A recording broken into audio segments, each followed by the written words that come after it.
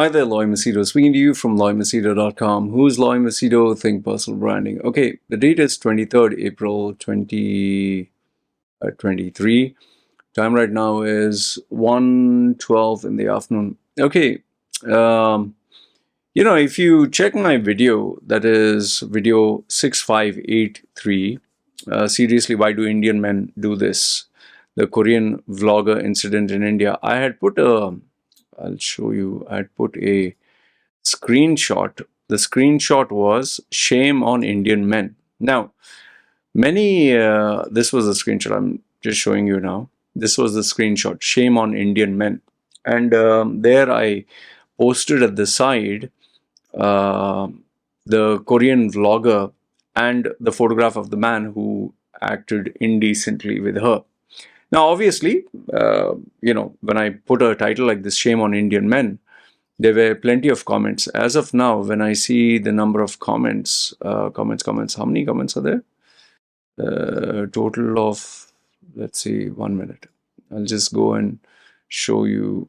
Okay, so here it says 195. I don't know if you can see it, 195. So 4,724 views, 195 comments. Now, out of the many comments that were there was one comment that really stood out, and that was very detailed. This was from a user whose name is Tamara's Bliss. Okay, she's a Dutch woman. She's a Dutch woman living in India. Okay, or she comes to India and Nepal very frequently. She had written quite a lengthy comment, and then after reading that, I told her, if you see below the video, dear Tamara, thank you for sharing this experience. I'll make a video on it. And later on, to my surprise, she shared an even lengthier testimony, so to speak. Now, what I want to do is share what she has stated. And I want you to tell me whether, the argument most Indian men have is, oh, you're spoiling the name of the whole of India just by identifying one person. Oh, there are only one person misbehaved with the female, and you're saying the whole country. So, and some others are saying, oh, does that mean whole of India is like this? Or some other people have some stupid logical reasoning where they say, what? Oh, you're Indian and you're insulting India. I mean, shouldn't we identify these problems? Shouldn't we create the awareness? Shouldn't we create the fear for such individuals not to operate openly? I mean, I find these arguments very ridiculous, especially when a person says, just because one person raped doesn't mean the whole of India. Agreed. One person who we are talking about specifically does not mean every single Indian is like that. That I perfectly agree. Just because Sundar Pichai or Satya Nadella became the CEO doesn't mean every Indian is great. Just because we have some Indians who achieve extraordinary success doesn't mean every Indian is the same. In the same way, just because one Indian does bad doesn't mean every other Indian is the same. But when you look at the majority and you notice certain mannerisms, then people start getting compartmentalized. Okay, and I'll give you a small example. Let's say this bargaining habit. Yeah, last price, discount, please, last price, cheap. This cheap attitude that they have. It might work very well in India when you bargain with someone for an onion or tomato or vegetable, or you're asking for free. Okay, that might be okay in India. But when you move to the international scene and you start doing it, that also with poor people, and people look at you as a tourist, then you ruin the name of an entire nation because you represent an entire nation. Like when you go to a hotel and put the soap and the shampoo and the showpiece and the souvenirs and everything else and towels, and you're taking all that, you're stealing. You're basically stealing. In fact, the disgusting habit that some of our Indians have when they go for a buffet, you're supposed to pay per person and you're supposed to eat whatever's there and leave. But you see people putting bread and they look left and right, put a sandwich and put the whole tissue, 4 5, not 4 5, a whole handful of whole tissue. And some people even put cutlery. And how I know this? My friend works for W, which is supposed to be like a 5-star property. So when you do this, you're identified which country is this person from? India. And that is where the name gets ruined. And especially when you're talking about body odor, grooming. Yes, yes, yes. No, no, no. Okay, okay, okay. And the Indian curry. So there are certain mannerisms that the majority follow. And then obviously, like, for example, if I say in South India, that is Kerala, my father was from Kerala, my mother and my stepfather from Mangalore. They have this habit of eating with the hands, hands, huh? Like they make like a ball. If you see Keralite, they take the rice in their hand and they make it like a ball, dip it in curry, and they eat. Okay. Now, if a foreigner, Brit or someone who eats with a fork and knife, and they were to see, with the hand, they're like, yuck, you eat with your hands, yuck, it's so dirty. Okay. And I faced this. When I went to Dublin, when people saw me eating chapati with it was not chapati actually, it was kind of bread with the hand, yuck and all. So at that time, I didn't know what to say. I was in my 20s. But today, I would ask them if they say yuck, I say, what do you eat with your feet or what? And the fork and knife, what someone else put in their mouth and you're putting in your mouth. I mean, there are ways to answer. And that was maybe pre-internet days. Today, because the internet is there, people know different cultures, people behave differently, and it's not backward to eat with your hands, especially when you eat a burger. You can't eat a burger with fork and knife. You can't eat a pizza, even though there are some so-called VIP channels where they show sophisticated, like a butler behaving. They eat fork and even a burger they'll eat with a fork and knife. I find that very shocking. Anyway, coming back to this. So Tamara Bliss, she has been, as per what I understood, she has been a tour guide for both India and Nepal, and she had multiple, not single, multiple incidents with Indian men. Now I'll read 2 letters of hers, and I want you guys to tell me, what do you think? Is she targeting one person? Is it many people? Or is she at fault? I want you to listen to what she has typed and then give me your views. And feel free to say, I know what some say. Oh, as if in the West it doesn't happen. Rape happens in the West also. Oh, there it is much more worse. No, let's focus on one incident at a time. Let's take this incident and I want you to focus on this. What this lady went through. Don't bring the whole world. Okay. And stats from 1980 onwards. Focus on this. Okay. So this is what Tamara Bliss says. You can watch the screen. She says here, I'm just 2 minutes of your video and wanted to say, I'm a Dutch woman living in India and being a tour guide. I've guided a group of Dutch nationals in India and Nepal before I worked in Turkey, Gambia, Senegal, Sri Lanka, and some other European countries. I have countless stories of harassment by Indian men. From stalking, grabbing, masturbation, blocking my way to ask vulgar questions, any moment there is an unwanted approach. This already has driven me out of my favorite places and spending more time in my home because every day I have to chase away 2 or 3 men before I go out. I strongly suggest you get a couple of strong, big Indian guys to really, or police or someone. You just pay them some extra money or get someone or just change that locality. Or they sometimes follow me on scooter or sometimes it's scary, which is now becoming a very common problem. In fact, on Instagram, I saw one female who stays in a bungalow and she parked a scooter to ring the bell to enter or something, and some guys came with a helmet and they grabbed a chain at gunpoint. You can see it on Middle East Monitor in Instagram. Yeah, check that out. Okay, so or they follow me on scooter. Once, one man masturbating, I took a picture. He picked up a big rock to throw. I have a friend from the UK. She actually followed that man, grabbed and slapped him in the face, and the man said, I'm going to rape you. The lady screamed for help and the man was caught. by the local population, including police. But the police pressured her not to file. Don't mind the grammar. So I'm just trying to get this. But the police pressured her not to file the case, and she had to leave and go back to the UK. She was actually married to a local, divorced because of all these things. At times, my clients, even old ladies with grey hair, they get grabbed by the breasts.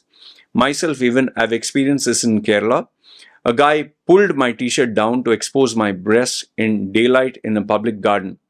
By the way, when I was in Kannur, Kerala, when I had the problem with my ex-employer who tried to put a fake court case and got me kind of banned from entering. When I went to the beach, there were a couple of guys who were walking, and as we were just crossing by, a whole group of guys was walking with one other guy.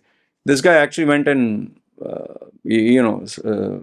put his hand on my crotch and grabbed it, and felt it like. And I was like, I wanted to hit him, but this guy said, no, no, don't, because there were like 15, 16 guys. So imagine, and this is when I was 31, and I was big, burly, and still they did it, And he told me they have weapons and all that. It's very dangerous. Okay. Even I wear kurta salwar 3 p.m. on the road. I walked to my park scooter and a guy passed my way and grabbed me by my ass. On a tour with my guests, my group wanted to take pictures of pilgrims, many groups of guys walking and carrying wooden and clothed horses to a temple in Rajasthan highway. We asked one group and the guys were cooperating. So my group posed in front of the guys in front with the horse, and the moment the picture, the ladies, including myself, they grabbed us from our behind. That means they grabbed their ass. My group was so overwhelmed because never this happened, and at first I thought it was only me reacting with anger, but the ladies were also too much embarrassed. The men of the group even stood frozen. In Thar desert, in the middle of nowhere, we had to curse the Indian guys with the horse. I couldn't allow a fight and couldn't call the police, but had to wait at the side of the road and needed to get my people in the bus ASAP. So many stories of such I can tell you about Indian men who are misbehaving, and we ladies have to share similar stories, more by foreigners but also by Indian lady travelers. In all other countries, Turkey, Sri Lanka, Nepal, Indonesia, Europe, I was not as harassed, especially not at such a large scale. In Africa, it happened, but not on a daily basis, while in India, on a daily basis, I have to bark like a dog to chase a man or two when I'm outside. And during my tour with guests, I have to protect the ladies from staring, unwanted photography, or mingling. Yes, it is a disturbing fact and dangerous, life restricting. Your video has long ended, but still was typing my comment. Sorry for my long story. I have too many of such. Time to leave this country. Okay, that was the first, uh, uh, comment or letter that she shared.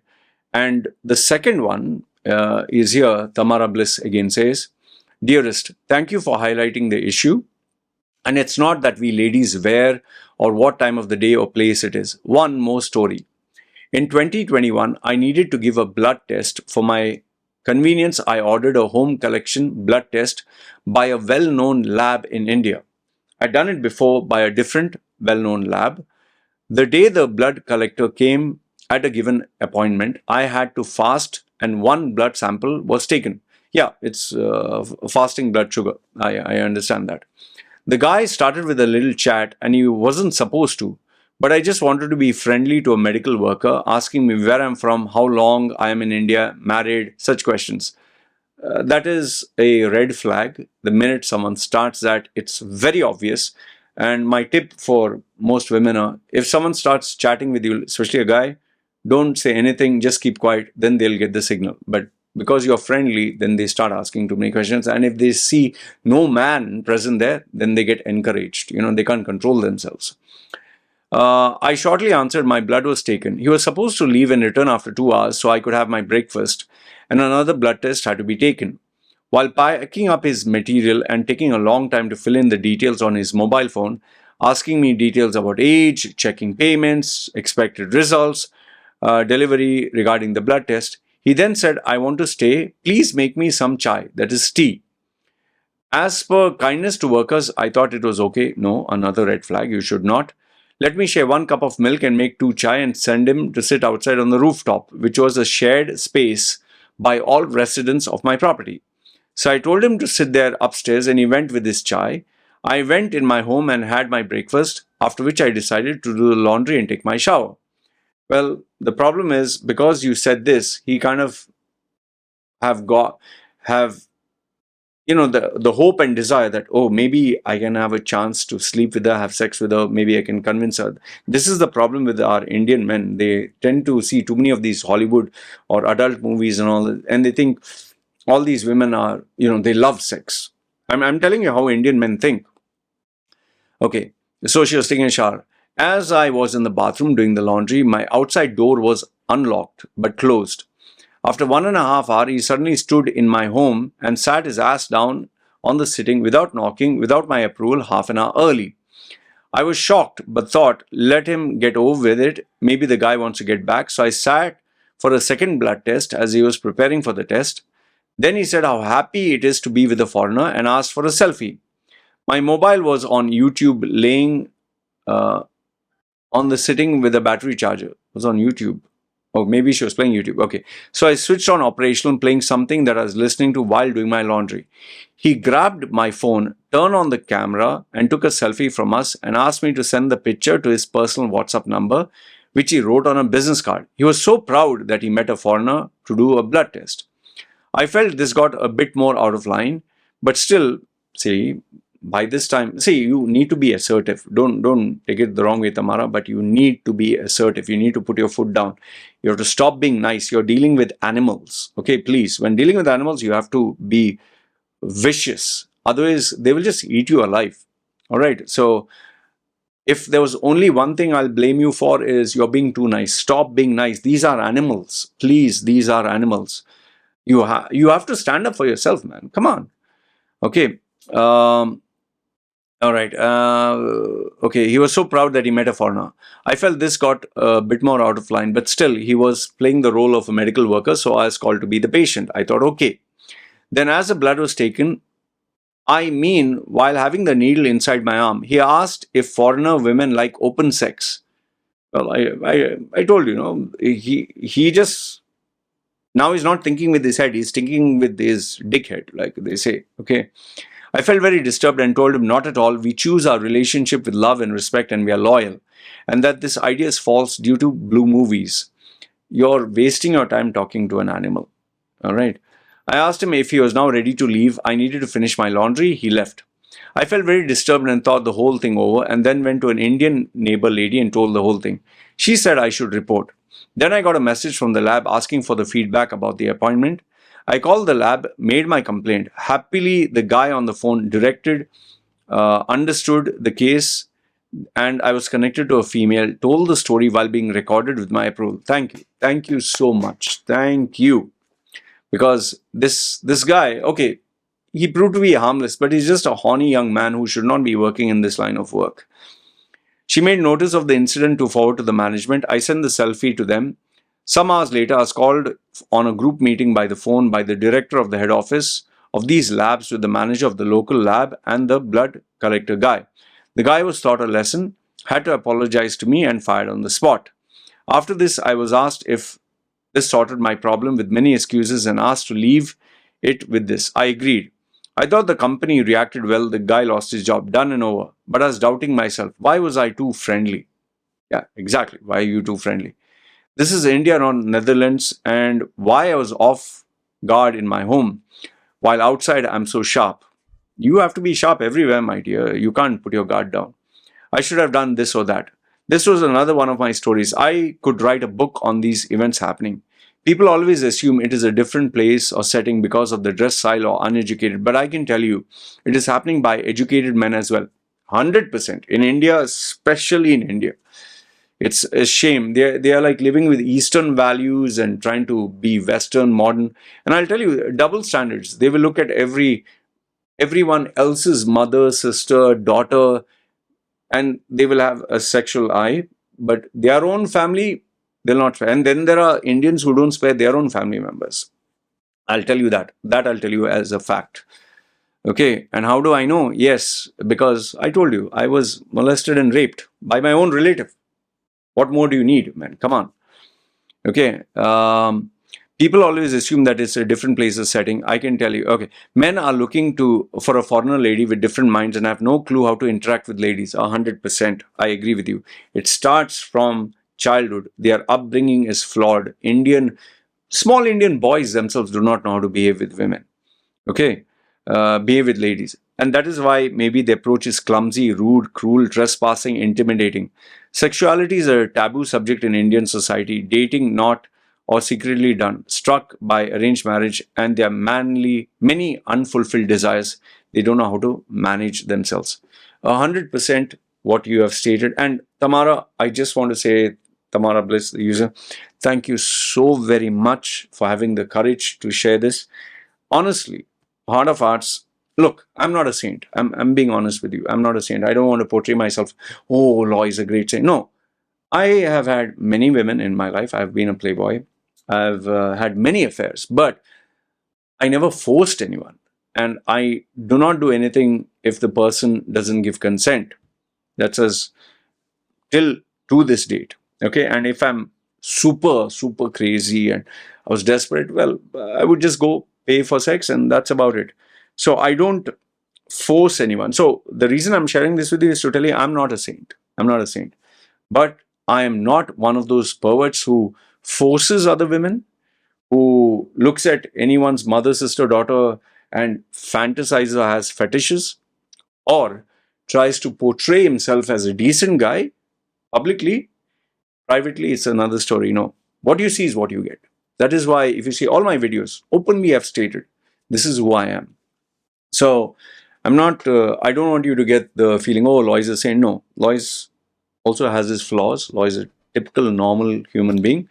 Okay, with low testosterone today, it doesn't feel so crazy as before. But there are people who can be trusted. There are people whom even I've had friends, just even people who I just say hi, how are you, supermodels, even clients who have been almost like posing with just their bikini, and yeah, they do look attractive, but it was not like, oh, I want to do this. No, it doesn't happen. And always, I followed one policy. If I do feel like, as a human being, I do feel horny, I do feel turned on, I believe in communicating with a person, okay, communicating and being mature enough to understand where is that conversation going. Like when you talk to a person, is the person comfortable? Is the person encouraging you? Is the person giving you signals? But if the person is like, no, that's it. Apologize. But not like this. In this one, there was no, he was not your friend. There was no chemistry. There was no connection. There was no friendship. There was nothing. He just came to someone's house. That is not acceptable by any standards. And finally, I just want to apologize for like so many others from my group who have commented below your um, comment. There are, not all Indian men are bad. There are very few, very rare and very hard to find, but there are men who are good. And I just genuinely hope, sincerely hope that you find the good people, okay, and surround yourself with people who will not look at you as yet another piece of meat, but as a mother, sister, as a friend. All right. Thank you very much, Tamara Bliss, for your confession and your letter. I hope this creates more awareness, especially for tourists, especially for women. And please, if you're coming to India, please come with 2-3 men. Check with your local, the local person who is based there. How is the place? Make sure that you are protected and pay a little bit more extra so that you're kept safe. All right. Good, bad, ugly. Feel free to comment down below. This is me signing off. You guys take care.